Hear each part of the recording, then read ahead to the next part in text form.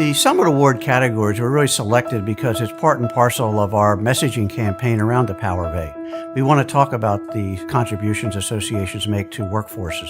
We want to talk about the contributions associations make to the economy. We want to talk about the contributions associations make to standard setting and building infrastructure.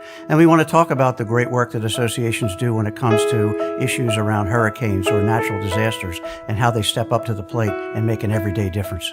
The associations and the programs we're honoring this year really cover the full spectrum, and we are just so excited to have such a terrific group of honorees that are really demonstrating the impact that associations have.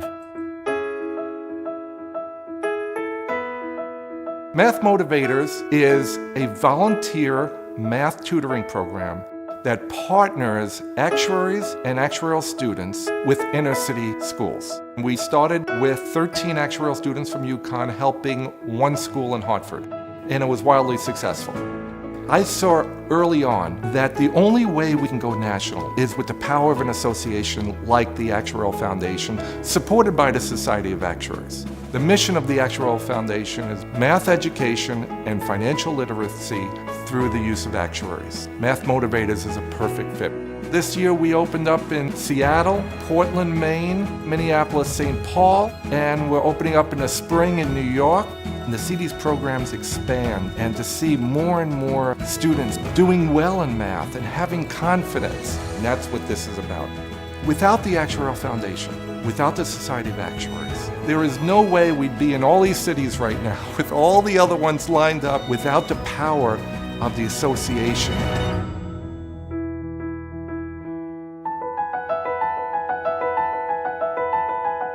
The American Counseling Association is the world's largest professional organization representing professional counselors. The program that we were involved in has to do with providing information about working with LGBTQ youth.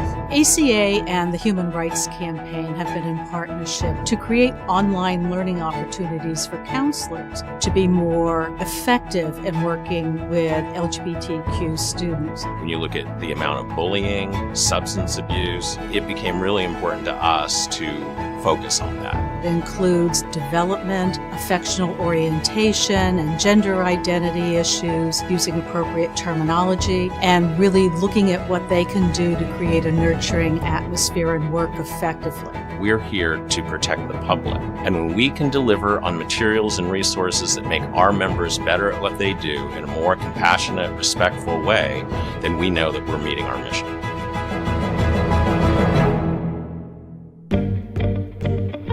You know, if you pause for a moment and just think about all of our human capabilities, perhaps the most fundamental and the most essential is our ability to communicate.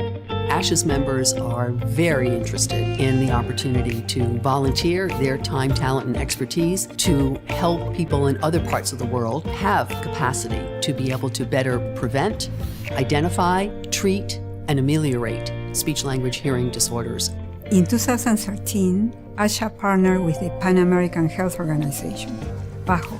They developed a work plan based on the priorities expressed by the country stakeholders. The goal is to ensure the sustainability of the project after the ASHA-PAHO collaboration ends. So PAHO is bringing the access to the partnership, while ASHA is bringing a wide range of technical expertise. If you think about any profession, any trade, folks need to stay current, and associations collectively are the largest provider of ongoing professional development. The ASHA-PAHO Country Capacity Building Program is a tremendous source of pride for our members, our volunteer leaders, and our staff.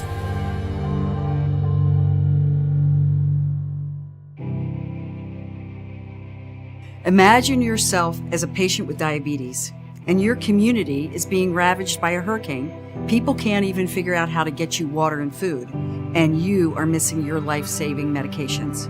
All of us realized we had to do something, so when ADA sparked the movement, we jumped on board.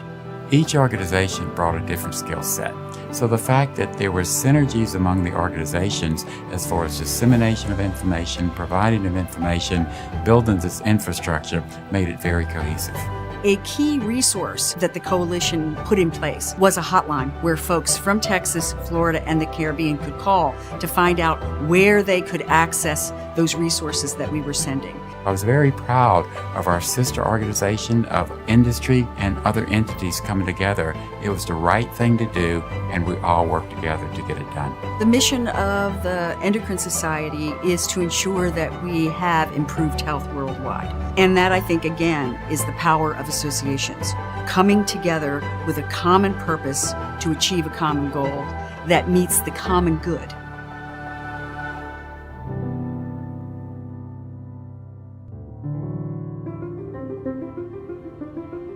The Institute of Food Technologists is made up of scientists and other professionals involved in the science of food and all aspects of the food supply chain. There's a lot of misconception and misunderstanding in the marketplace about the impact that science has on food. The process behind this idea really was, how do we celebrate the 75th anniversary of IFT and the work that our members do? It's somewhat of an untold story. Food evolution ended up centering on a story that was emblematic of the distrust that exists in the marketplace, and this is really around the idea of GMOs. In 2050, we'll be 9 billion people living on this planet, and the essential role of scientists and science in making sure that we have food to feed all of those people is important for everybody to understand. This film can help shine a light on the positive work that our members do and really how they do make an impact. Programs like this make me proud to be an association executive. All over the world, we're seeing screenings of this film by people who are responsible for making decisions. We achieved our goal of giving voice to our community, but also shining light on the very important work that they do and making sure that people around the world are understanding that better. That's what associations can do. Rise Up is a training and credentialing program intended to help people who have barriers to employment become trained and find jobs in the retail industry.